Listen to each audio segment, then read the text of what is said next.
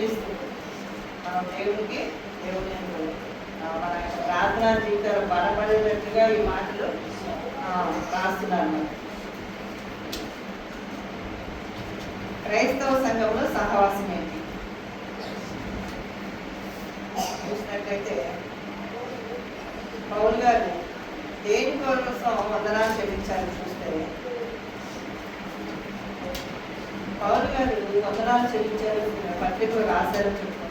అసలు ఆయన ఎక్కడున్నారు ముందుగా అది చెప్పుకోలేదు. జైల్లో ఉన్నారు ఆయన. బయట చెప్పట్లేదు మాట. జైల్లో చాలా పెద్ద వయసు వచ్చేసింది ఆయన. వయసు ఎంతో రాలేదు కానీ వృద్ధాప్యం తన యొక్క చివరి దశ అనుకుంటున్నాను నేను. చాలా వృద్ధాప్య దశలో ఉన్నప్పుడు ఆయన జైల్లో బంధించబడి ఉన్నాడు. ఫిలిప్పి అనే పట్టణం, ఫిలిప్పీ సంఘం. వీళ్ళకి పౌలు గారికి చాలా దూరంలో ఉన్నారు. జైల్లో 100 మైళ్ళ దూరంలో ఆయన బంధించబడి ఉన్నాడు జైల్లో. జైల్లో ఉంటే ఎవరిని పత్రికలు రాసుకొని కూర్చుంటారా? ఏడుస్తూ ఉంటారు. పౌలు గారు కాబట్టి చక్కగా పత్రికలు రాస్తారు. అక్కడ కూడా ఆయన ఖాళీ లేదు. అన్ని సంఘాలకి అన్ని చోట్ల సంఘాలు స్థాపించారు. ఖండాలు కదా, ఆసియా, ఆఫ్రికా, యూరోపా 3 ఖండాలకి చాలా చోట్ల తిరిగారు. చాలా శ్రమలు పడ్డారు. 2వ కొరింథీయులకు రాసిన పత్రిక 11వ అధ్యాయంలో ఆయన ఎన్ని శ్రమలు పడ్డారో రాయబడింది కదా. చాలా చోట్ల తిరిగి చాలా సంఘాలు స్థాపించారు. చాలా ఆఖరి దశలో ఆయన జైల్లో ఉంచారు. ఎందుకని? దేవుని పని చేస్తున్నారు ఆటంకం.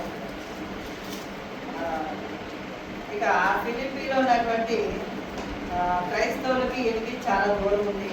ఆ దూరం ఉన్నా సరే ఆయన వారి కోసం ప్రార్థన చేస్తూనే ఉన్నారు. వారి క్షేమం కోసం ఎల్లప్పుడూ ప్రార్థన అక్కడ జైల్లో ఉండి ప్రార్థన చేస్తున్నారు. ఇంకా ఆయనకి ప్రేమ ఉన్నట్టు ఇంకా ఫిలిప్పీ సంఘం అంటే క్రైస్తవ సంఘం స్థాపించాడంట ఆయన ఫిలిప్పీలో. అందుకని ఆయన హృదయం అంట ప్రేమతో నిండిపోయిందంట.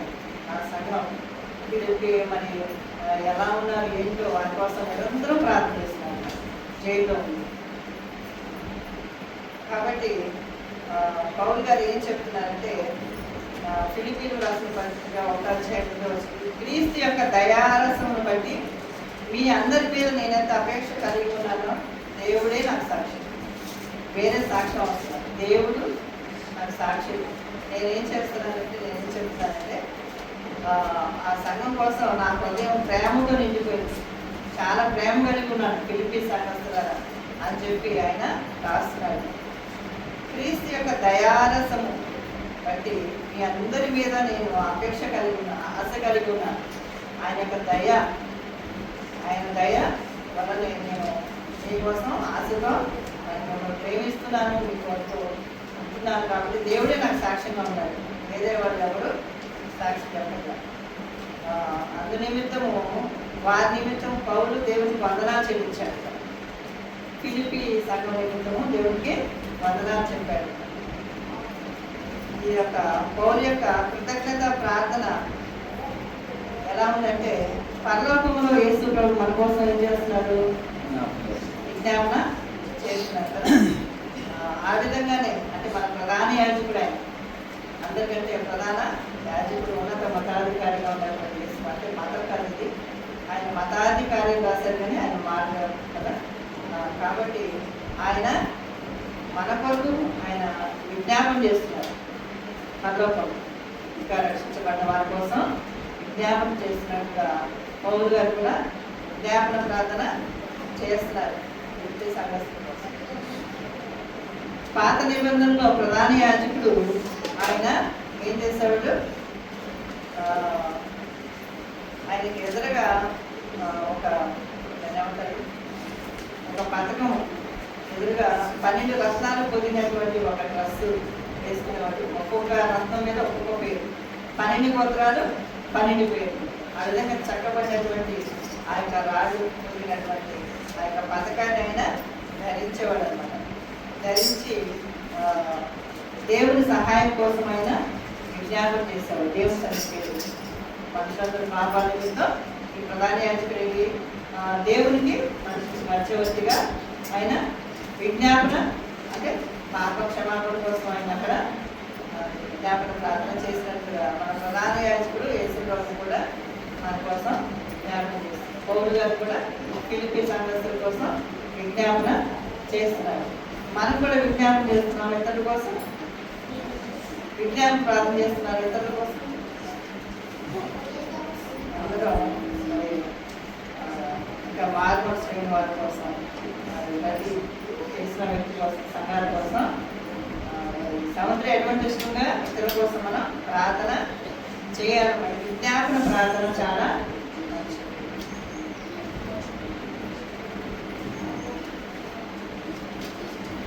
ఇంకా ఫిలిప్పీయులకు రాసిన పత్రిక ఫిలిప్పీయులకు 1:3 ఏ విధంగా చెప్తున్నారు పౌలు గారు, నేను మిమ్మల్ని జ్ఞాపకం చేసుకునేటప్పుడెల్లాను నా దేవునికి కృతజ్ఞతాస్తుతులు చెల్లిస్తాను. ఫిలిప్పీ సంఘాన్ని జ్ఞాపకం చేసుకున్నప్పుడల్లా దేవునికి వందనాలు చెప్తున్నారు. ఇక అక్కడ క్రైస్తవులకి మరి ఎంత సన్నిహిత సంబంధం కలిగి ఉన్నాడు పౌలు గారు మనం ఈ మాటల ద్వారా మనం తెలుసుకోవచ్చు కదా.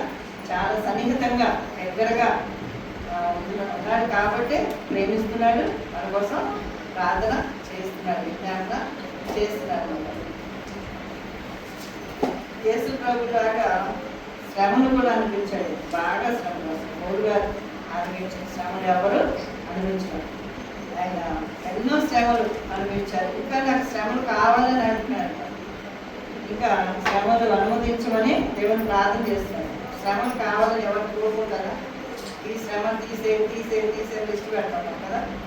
మనకి ఏమేమి కావాలో ఆ లిస్టు రాసుకొని ప్రార్థన చేస్తాం కదా. శ్రమలు కావాలి ఎవరు కోరుకోరు. పౌలు గారు శ్రమలు కావాలంటారు. ఏమైనా కొదవ ఉందేమో యేసులో అనుభవించిన శ్రమలు నాకు, ఆ కొదవని నాకు కూడా పంపించుకోవాలని ప్రార్థన చేశారు. అయితే ఫిలిప్పీ క్రైస్తవులు కూడా పౌలు గారితో శ్రమలు అనిపించారు. చూడండి, అక్కడ క్రైస్తవులు కూడా పౌలు గారితో శ్రమలు అనుభవించారు. అయితే పౌలు గారికి అక్కడ ఉన్న క్రైస్తవులు బలపరిచారు. శ్రమలు అనుభవించారు క్రైస్తవులు, పౌలు గారిని బలపరిచారు. చూడండి, గొప్ప సంఘం కదా ఫిలిప్పీ సంఘం. ఇంకా మొట్టమొదటిగా క్రైస్తవులు అక్కడ యేసు ప్రభువుని నమ్మిన మొదటి నుండి పౌలు గారు ఉన్నంతసేపు మరి పౌలు గారికి సహాయం చేస్తూనే వాళ్ళు ఉన్నారు, సహాయం మానలేదంట.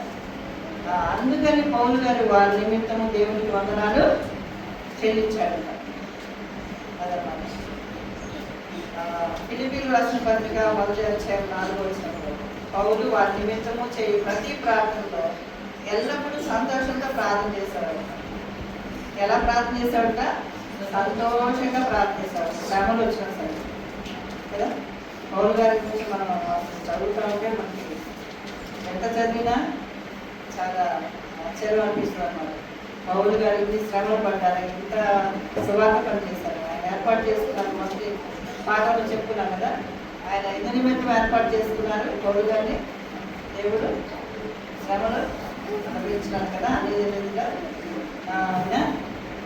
మరి దేవుడు ముందుగానే శ్రమలు అనుభవించడానికి, సువార్త పని చేయడానికి పౌలు గారిని ఆయన ఏర్పాటు చేసుకున్నారు. చెప్పుకున్నాం కదా గత పాఠంలో. జైల్లో ఉన్నప్పుడు పౌలు గారు తన గురించి విచారించేవాడు కదన్న. మనమైతే ఎట్లా జైల్లో ఉన్నాను, బయట ఎప్పుడు వస్తానా ఏంటో కదా, నా పిల్లలు ఏంటో, మా వాళ్ళు ఏంటో అని చెప్పి విచారిస్తారు. కానీ అసలు తన గురించి ఏమాత్రం అస్సలు బాధపడలేదంట.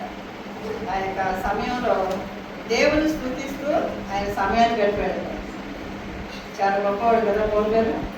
దేవుని స్తుతిస్తూ జైల్లో తన యొక్క సమయాన్ని గడిపాడు. ఇంకా ఆయన అక్కడ ఖాళీగా ఉండేదంట. పత్రికలు రాస్తున్నాడు, ప్రార్థన చేస్తున్నాడు. ఇంకా అక్కడ చెరసాలలో ఉన్నప్పుడు చెరసాల నాయకులు ఉంటారు కదా, ఇంకా ఖైదీలు కూడా ఉంటారు కదా. చెరసాలలో ఖైదీలకి, ఇతరులకి అక్కడ కూడా సువార్త చెప్తున్నాడు. చూడండి, ఖాళీగా అసలు పౌలు గారు లేరు. ఇంకా అధికారులు కూడా ఆయన మార్చారు. మనం అపోస్తల కాలంలో చూసినట్లయితే 16వ అధ్యాయంలో అక్కడ నుంచి చెప్తున్నాం కదా, అక్కడ పౌలు సేవలో వాళ్ళ కొట్టి జైల్లో వేసినప్పుడు వాళ్ళు ఏడుస్తూ కూర్చున్నారా? యేసు ప్రభు నిన్ను నమ్ముకున్నా మాకు ఏంటయ్యా ఈ శిక్ష అని అన్నారా? ఏం చేశారు అప్పుడు? వాళ్ళు దేవుని స్తుతించారు, కీర్తనలు పాడారు, ప్రార్థన చేశారు కదా. అప్పుడు ఏమైంది అక్కడ? అద్భుతం జరిగింది. ఏమైంది అక్కడ? చెరసాల పునాదులు అదిన్నాయి, తలుపులు తెచ్చుకున్నాయి, బంధకాలందరూ కూడిని కదా. అప్పుడు చెరసాల అధికారి జైలు ఆయన వచ్చి కదా రక్షణ పొందడానికి నేను ఏం చేయాలని చెప్పి ఆయన పౌలు గారి కాళ్ళ మీద పడ్డాడు. అంతకుముందు కొట్టాడు ఆయన. పౌలు ఈడ్చుకొని పోయారు, ఈడ్చుకొని పోయారు. ఎందుకని కదా? అంతకుముందు ఉద్యోగం చేయబడిన యవనస్తురాన్ని స్వస్థపరిచారని వాళ్ళ కోపం వచ్చి వాళ్ళ ఆ విధంగా జైల్లో పడేస్తారు. కొట్టినప్పుడు ఆ గాయాలన్నీ రక్తం కారుతున్నాయి. జైలు మార్మోన్స్ పొందాక ఆ రక్తాన్ని గాయాలను కడిగి మరి వాళ్ళకి భోజనం పెట్టారు. రాత్రికి రాత్రి ఆ వాక్యం విని బాప్తిజం తీసుకున్నారు. ఆ విధంగానే మరి పౌలు గారు జైల్లో ఉన్నప్పుడు కూడా దేవుని స్తుతించి మరి అధికారులకి ఇతరులకి చక్కగా సువార్తను ప్రకటించారంట. బైబిల్ సత్యమే శుభవార్త, ఇది శుభవార్త, మీరు బైబిల్ తెలుసుకోండి, బైబిల్ వాక్యాలు తెలుసుకోండి, ఇది మీకు శుభవార్త అని చెప్పి వాళ్ళకి నిరూపించేవాడంట ఆ మాట చెప్పి. అయితే పౌలు గారిని చివరిలో ఇక న్యాయస్థానం కోర్టుకు తీసుకెళ్ళాలి. జైలు నుంచి ఎక్కడికి తీసుకెళ్ళిన తర్వాత కోర్టుకి తీసుకెళ్ళే సమయం దగ్గర పడుతుంది. అయినా సరే ఆయన ఉన్న సమయాన్ని సద్వినియోగం చేసుకున్నారు. ఈ విధంగా సంఘాలకి పత్రాలు రాస్తూ, వాక్యం చేస్తూ, ప్రార్థన చేస్తూ, చూడండి తన గురించి ఏమి ప్రార్థన చేసుకుంటారు, నేను బయటికి రావాలి జైల్లోంచి అని చెప్పి ఆయన ప్రార్థన చేయాలి. తన గురించి ఆలోచించకుండా అక్కడ ఉన్న సైనికులకి మరి అక్కడ దర్శించడానికి పౌలు గారు చూడడానికి వచ్చిన వాళ్ళకి వాళ్ళందరికీ వాక్యము చెప్తూ తన యొక్క సమయాన్ని సద్వినియోగం చేస్తున్నారు. మన సమయాన్ని సద్వినియోగం ఏ విధంగా చేసుకుంటున్నాం? సమయాన్ని సద్వినియోగం చేసుకో, దుర్వినియోగం చేసుకోకూడదు. మన సమయాన్ని కూడా మనం కూడా బయట చదువుకోవాలి, ఇద్దరి కోసం ప్రార్థన చేయాలి కదా. మన గృహాలు దర్శించి ప్రార్థన చేయాలి, బాధ్యత కోసం ప్రార్థన చేయాలి. దేవుని పనిలోనే మనం ఎక్కువగా ఉండడానికి ప్రయత్నం మనం చేయాలి. అయితే పౌలు గారు నన్ను జైలు నుంచి ఎప్పుడు బయటికి తీసుకొస్తారో అనుకోలేదు. ఇంకా కొంతకాలం జీవిస్తానో లేదో, మరణిస్తానేమో అనే ఒక ఆందోళన కూడా లేదంట. బయటకు వస్తానని అనుకోలేదు, నా కోసం ప్రార్థన చేసుకోలేదు, నేను ఎప్పుడు మరణిస్తానో ఏంటో అని కూడా ఆయన ఆందోళన పడలేదు. ఇక దేవుడు ఈ యొక్క నేను చేసే ప్రతి క్రియకి ఆయన ముగింపు ఆయనే తీసుకొస్తాడు. స్టార్టింగ్ అయినా ఎండింగ్ అయినా కదా. మొదట ఎలా రక్షించాడు, చివరి కూడా నన్ను ఏ విధంగా తీసుకొని వస్తాడో మంచి మరి యొక్క నేను ఆయన కోసం సత్యం చేస్తాను, ముగింపు ఆయనే ఇస్తాడని చెప్పి అనుకునేవాడు. ఇంకా ఈ పౌలు గారి యొక్క ప్రార్థన ఫిలిప్పీ సంఘంలో 1 నుంచి 9 వచనాల్లో చూసినట్లయితే ఆయన చేసిన ప్రార్థన గ్రీకు భాషలో చేశాడు. 43 మాటలలాగా పొడవుగా ఉందంట గ్రీక్ భాష. ఏ భాష? అయితే ఆయన ఈ కొద్ది మాటలో ఏమని చెప్పాడంటే దాని కోరిక ఏంటంటే ప్రేమ గురించి, జ్ఞానం గురించి, అర్థం చేసుకునే వివేకం గురించి, నీతి నిజాయితీ గురించి, పవిత్రమైన కపటమైన హృదయం వంటి అనేక విషయాలు పరిశుద్ధ జీవితం అనుగ్రహించమని ఆయన ప్రార్థన చేశారు. చూడండి ఆయన ప్రార్థన ఎలా ఉంది. నాకు ప్రేమ ఇవ్వయా, జ్ఞానం ఇవ్వయా, వివేకం ఇవ్వయా, నీతి నిజాయితీ కలిగి ఉండాలి, పవిత్రంగా కపటం లేకుండా ఉండే హృదయం నాకు ఇవ్వయ్యా అని చెప్పి ఆయన పరిశుద్ధమైన జీవితాన్ని అనుగ్రహించు అని చెప్పి ప్రార్థన చేశారు కదా. అయితే ఈ ప్రార్థన తన గురించి కాదు కానీ యావత్ క్రైస్తవ సంఘం కోసం, తన గురించి మాత్రమే కాదు అందరూ క్రైస్తవ సంఘాల కోసం మరియు వాళ్ళ యొక్క విజయాల కోసం ఆయన ప్రార్థన చేశారు. అయితే ప్రేమ ఏ విధంగా చూపించారంటే పౌలు గారు ఇక్కడ క్రైస్తవ సంఘం ప్రేమిస్తున్నారు, ఫిలిప్పీ సంఘం ఇంకా ప్రేమించాలి అని చెప్పి అట్లా ఆయన అనుకోలేదు. కానీ ఇంకా క్రైస్తవ సంఘం తన యొక్క ప్రేమను ఇతరులకి పంచాలి. విస్తృతంగా ఇంకా ప్రేమ కలిగి ఉండాలి. వాళ్ళు ఒకరికొకరు ప్రేమ కలిగి ఉండాలి. దేవునితో సహవాసం చేయాలి. దేవునితో ప్రేమ కలిగి ఉండాలి అని చెప్పి ఆయన బైబిల్ని మనం ధ్యానం చేస్తేనే ఈ ప్రేమ ఏంటో తెలుస్తుంది అని చెప్పి పౌలు గారు బైబిల్ పఠించండి, దేవుని గురించి మీకు ఎక్కువగా తెలుస్తుంది. బైబిల్ మనం కూడా చదివితే దేవుని ప్రేమ ఎక్కువగా మనకి తెలుస్తుంది అన్నమాట. ఇంకా జ్ఞానం కలిగి ఎలా ఉండాలి, జ్ఞానంతో మనం ఎలా నడుచుకోవాలి, ఇతరులతో మాట్లాడేటప్పుడు జ్ఞానయుక్తమైన మాటలు, పవిత్రమైన మనసులతో మనం జ్ఞానంతో మనం మన శుద్ధ హృదయాలు కలిగి ఉండాలని ఆయన సత్యం పలకాలి, అబద్ధాలు పలకూడదు. అబద్ధాలు మరియు సూర్యుని యొక్క కాంతి ఎలా ఉంటుందండి? సూర్యకాంతి లాగా ఉండాలి మన మాటలు, స్వచ్ఛంగా కదా. ఎండలో ఏమన్నా కల్మషం ఉందా? రాగానే ఎండ పడుతుంది కదా, ఎండలో ఏమన్నా కల్మషం కలిగి వస్తుంది మనకి ఎండ కదా. సూర్యకాంతి ఎలాగుందో అలాగే మనం కూడా మరి అట్లా సత్యమనే మనం పడతాము. ఇంకా పవిత్రంగా నిష్కపటమైన హృదయంతో మనం చేస్తేనే నమ్ముకొని మరి ఇతరులని ఇబ్బంది పెట్టే విధంగా మనం మాట్లాడకూడదు, చేయకూడదు. ఇంకా పవిత్రమైన జీవితం జీవించాలి. మనం యేసు ప్రభు లేకుండా మనం పవిత్రంగా జీవించలేము. యేసయ్య ద్వారానే మనం పవిత్రంగా ఉంటా ఉన్నాం.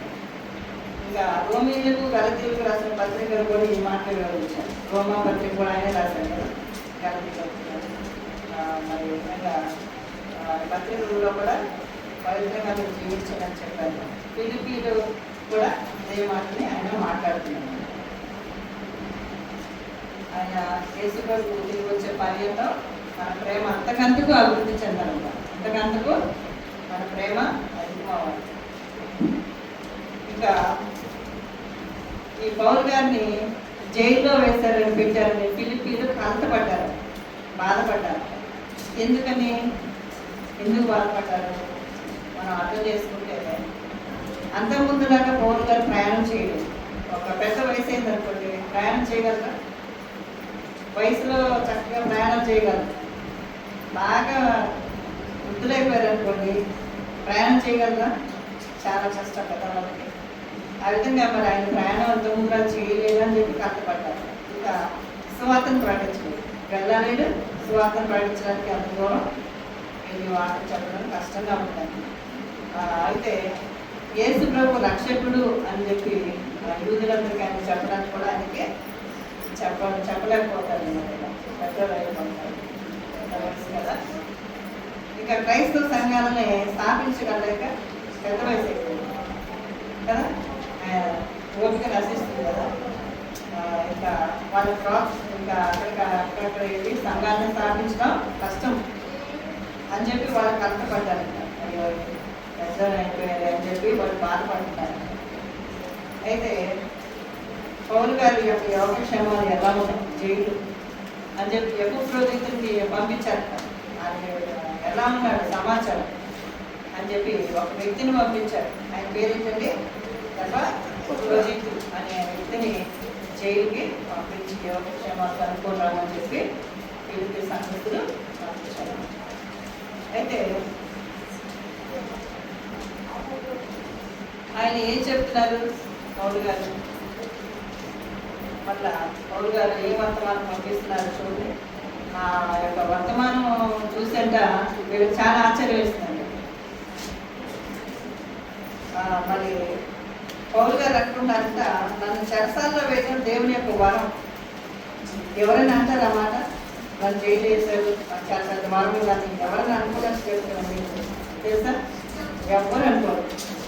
అయ్యో నేను జైల్లో ఉన్నాను, నేను బాధపడతాను, ఒక బ్యాడ్ న్యూస్ అనుకుంటారు. కానీ అది వరముగా ఆయన చూశాడు పౌలు గారు. తన పరిచర్యని కొనసాగించకుండా ఆపడానికి చెరసాల అనేది ఏ మాత్రం అడ్డంకి కాదు. చెరసాలలో ఉండి కూడా ఆయన పనులు చేస్తున్నాడు. చెప్తున్నాగా నన్ను ఆపలేదు, సువార్త పని. ఇక్కడ కూడా దేవుడు ఆ పనిని ఆపకుండా మరి ఓపిక లేకపోయినా ఉత్తరాలు రాస్తున్నాడు, ప్రార్థన చేస్తున్నాడు, మరి అక్కడ ఉన్న వాళ్ళు మారుస్తున్నారు కదా. నిజంగా సువార్త పని ఎక్కువగా ప్రబలమవుటకే, ఇంకా ఎక్కువ సువార్త పని ఇంకా పెరగడానికి నాకు ఇది సహాయం చేస్తుంది. కాబట్టి దేవుని అక్కడ చెరసాలలో ఉన్న సైనికులు ఉన్నారు కదా, వాళ్ళకి ఎవరైనా సువార్త చెప్తారు. దీనికి అవకాశం వచ్చింది, అక్కడ సైనికులకి వాటి చెప్తారు. ఇది ఒక గొప్ప అవకాశం, వాటిని కూడా మారుస్తాను అని చెప్తున్నారు. ఇంకా ఇది ఒక గొప్ప భాగ్యం అంటున్నాడు. చెరసాలలో ఉండి ఈ సువార్త పనిచేయడం ఒక గొప్ప భాగ్యం. దాన్ని ఏమీ ఆపలేకపోయింది. జైలు వేసినా దేవుని పని నేను చేస్తున్నాను అని చెప్పి ఆయనకి ప్రభుత్వానికి చెప్తున్నాడు. ఇంకా మరింత కష్టపడి నేను ఇంకా అయితే విశ్వాసులు మరి ఆయన దగ్గరగా లేకపోయినా సరే నేను సువార్తను ప్రకటిస్తున్నాను ఇంకా అని చెప్పి ఇంకా కష్టపడుతున్నాను అని చెప్పి చెప్తాను. పౌలు గారు సంఘం స్థాపించి ఇప్పుడు వచ్చేసాక జైల్లోకి వెళ్ళిపోయిన తర్వాత అక్కడ ఉన్న కొంతమంది ఆ యొక్క స్థానాన్ని పౌలు గారి ప్లేస్లో మేము కూడా ఉండి మంచి పేరు తెచ్చుకోవాలి, మేము వాక్యం చెప్పాలి, పౌలు గారు నాకు పేరు తెచ్చుకోవాలి అని చెప్పి వాళ్ళు చాలా బలమైన నాయకుడిగా వాళ్ళు ఉండాలని వాళ్ళు తలంచారు. కానీ వాళ్ళు చెప్పే బోధలు నేను చెప్పే బోధలు వీళ్ళు వినాలి విశ్వాసులు అని చెప్పి ఏదో పెద్ద పేరు తెచ్చుకోవాలని వాళ్ళు అనుకున్నారట పౌలు గారి ప్లేస్లో వెళ్ళి. అయితే వాళ్ళు అంటే విచారకరమైన విషయం ఏంటంటే క్రైస్తవ సంఘానికి చెందిన సభ్యులుగా వాళ్ళు ముందుగా వ్యక్తులే, కానీ వాళ్ళ హృదయం ఎలా ఉందంటే ఇర్మియా గ్రంథము 17:9 హృదయం అన్నిటికంటే ఘోరమైన వాళ్ళ హృదయంలో ఏముంది? మోసంతో కూడుకున్నారు అన్నమాట. కాబట్టి అటువంటి మోస హృదయంతో నాకేదో పేరు రావాలి బోర్డుగారు లాగా అట్లాగా సువార్త పని చేయకూడదు. అయితే కొంతమంది కష్టపడి పని చేస్తారంట. కొంతమంది బోర్డుగారు లాగా కష్టపడి ప్రభు కోసం పని చేశారంట. వాళ్ళు పౌలు గారిని ఎంతగానో ప్రేమించినటువంటి వ్యక్తులంట. అయితే పౌలు గారు ఎన్నో శ్రమలు పడ్డారు, కానీ మరి వీళ్ళు భయపడకుండా శ్రమలు పడితే పౌలు గారు పడ్డారు. మేము కూడా సిద్ధపడ్డామని చెప్పి వాళ్ళు వెళ్ళి సువార్తని వాళ్ళు కూడా ప్రకటించారు, సాహసం చేశారన్నమాట. వాళ్ళు భయపడలేదంట. అయితే అనేక మంది వాక్యం వీళ్ళు విశ్వాసం అంటే క్రైస్తవులు అనేక మంది వీళ్ళు చెప్పిన మాటలు వాక్యని విశ్వసించారు. పౌలు గారిని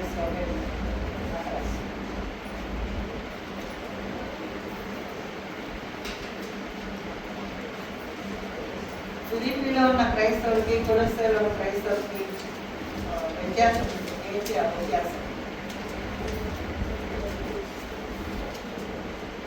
ఫిలిప్పీలో ఉన్న క్రైస్తవులకి పౌలు గారు ఏ విధంగా కృతజ్ఞతలు తెలియజేశాడో కొలొస్సేలో ఉన్న క్రైస్తవులు కూడా ఆయన కృతజ్ఞతలు అదే విధంగా తెలియజేశాడు. వందనాలు. మరి 3 విషయాన్ని బట్టి దేవునికి వందనాలు సమర్పించారు పౌలు గారు. ఏంటంటే విశ్వాసము, నిరీక్షణ, ప్రేమ. మరి కొన్ని రాసిన పత్రిక 13:13 13 3 ఉన్నాయన్నమాట. ప్రేమ ఇంపార్టెంట్ అన్నమాట.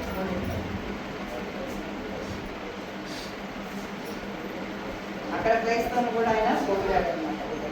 కొలొస్సేలో అన్నమాట. యాకోబు పత్రికలో మనం చూసినట్లయితే 1:15 శ్రేష్టమైన ప్రతి ఈవి, సంపూర్ణమైన ప్రతి వరము పరసమ్మతమైనది, జ్యోతిర్మైన తండ్రి యొక్క నుండి వచ్చింది. మనకి ఈ ఈవులు ఇవన్నీ వరాలు పరసమ్మతమైన ఎక్కడి నుంచి వస్తాయి? జ్యోతిర్మయుడు తండ్రి యొక్క నుండి. శ్రేష్టమైన ప్రతి ఈవి మనకిచ్చే శ్రేష్టమైన ప్రతి బహుమానాలు, సంపూర్ణమైన ప్రతి వరము పరసంబంధమైన జ్యోతిర్మైన తండ్రి యొక్క నుండి. కాబట్టి మనం దేవుని ప్రేమ చూసినప్పుడు మనకి ఆయన ఎంత ప్రేమ కలిగి ఉన్నారు. మనం ఆయన విశ్వాసం ఉంచాలి. ఆయన యొక్క నుండి మన సమస్తము ఆయన అనుగ్రహిస్తాడు. కాబట్టి మరి ఆయన తన బిడ్డలకు అనుగ్రహించే దీవెనలో ఒక నిరీక్షణ ఇంజెక్షన్ అనేది ఒక దీవెన. ఇంజెక్షన్ అనేది ఒక దీవెన అన్నమాట. కాబట్టి ఈ దీవెన పరలోకంలో మన కోసం దాచబడి ఉన్నదన్నమాట.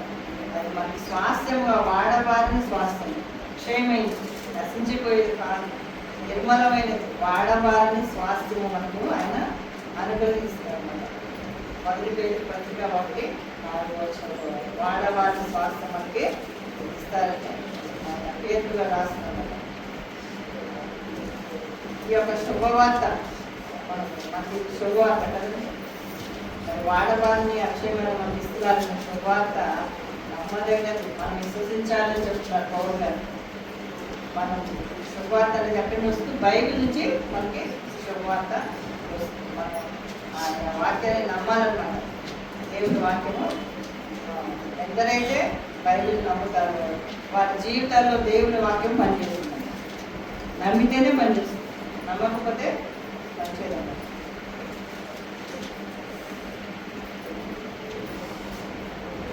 యేసు ప్రభు వారు చనిపోయిన తర్వాత 30 సంవత్సరాల తర్వాత పౌలు గారి ద్వారా శుభవార్త భూమికంతానికి వ్యాపించి ఇక రోమారాజ్యం వాళ్ళంతా రహదారులు వేశారు ప్రయాణం చేయడానికి. పౌలు గారు ప్రయాణం చేయాలంటే చాలా ప్రాంతాలకు రహదారులు వేశారు. చక్కగా వేగంగా వెళ్ళి అనేక ప్రాంతాలకు శుభవార్త ప్రకటించినప్పుడు ఆ శుభవార్త పనిచేస్తుందని విజయవంతమైందన్నమాట. ఆత్మీయ జీవితాన్ని వాళ్ళకి అనుగ్రహించేదిగా. కాబట్టి పౌలు గారు ఆఖరిగా ఏం చెప్తున్నారంటే, మీ అందరి నుండి దేవునికి ఏం కావాలనో ఆయనే మీకు సమస్తము తెలియజేయాలి. కొలస్సీయులకు రాసిన పత్రిక 1:10 ఏం కావాలో ఆయన, మీ అందరి నుండి దేవునికి ఏమి కావాలో ఆయనే మీకు సమస్తము తెలియజేస్తారు. మనకి ఏం కావాలో సమస్తము ఆయన తెలియజేసే ఈ యొక్క కొలస్సీయులో ఉన్న క్రైస్తవ సంఘానికి దేవుని యొక్క ప్రణాళికలో వారికి చెప్తున్నారు. దేవుడు మనల్ని ఏ పని చేయాలి, ఏ విధంగా మనం సిద్ధపడి ఉండాలో మరి పౌలు గారు చెప్తున్నారు. మీరు ఆత్మీయ ఆలోచన మనకు అనుగ్రహించమని అవగాహన కలిగించమని మన దేవుని మనం ప్రార్థన చేయాలి. దేవుడు ఏ పని చేయాలని కోరుకుంటాడో సిద్ధపడి మనం ఉండవలసిన వారమే.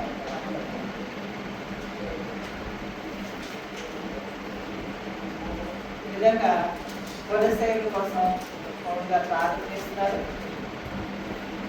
అయితే దేవుడు మనకి రత్నాలు చేస్తున్నారు అని చెప్పి వీళ్ళకు కూడా అదే మాట కొలస్సీయులకు కూడా రాస్తున్నారు. మరి మనం నిరంతరము యేసునందు జీవించాలి. నిరంతరం ఎక్కడ జీవించాలి? యేసునందు మాత్రమే మనం జీవించాలి. కొలస్సీయుల రాష్ట్ర విధంగా మన దేవుని ఆజ్ఞను అనుసరించి జీవించాలి. మరి ఆజ్ఞను అనుసరించి జీవించాలంటే మన పరిశుద్ధాత్ముడు మనకి మన సహాయము చేస్తారు. విధంగా దేవుని సంతోషపెట్టాలని పౌలు గారు ప్రార్థన చేస్తాను. ఏ విధంగా దేవుని సంతోషపెట్టాలి? కాబట్టి మనము ఆనందంతో కూడిన పూర్ణమైన ఊపితో తల్లికి కృతజ్ఞతాస్తుతులు చెల్లించాలని చెప్పి పౌలు గారు దేవుని మారుతున్నారు. కొలస్సీయుల పత్రిక 1:10 విధంగా ప్రార్థించినప్పుడు మరి కృతజ్ఞతాస్తుతులు చెల్లించినప్పుడు ప్రార్థన కదా. పౌలు గారి యొక్క మాటలు మనం క్లుప్తంగా తెలుసుకున్నాం కదా. ఆయన ఏ విధంగా పనిచేశారు, ఏ విధంగా పరిచయం చేశారు, ఎక్కడున్నారు, తన కోసం కాకుండా ఇతరుల కోసం, ఇతరులు రక్షించాలని సంఘాల కోసం ఆయన పత్రికలు రాసి కదా ఆయన ఎంత సేవ చేశాడు క్లుప్తంగా ఈ పాటల ద్వారా మనం తెలుసుకున్నాం. దేవుడు సఫలం పెట్టాలి.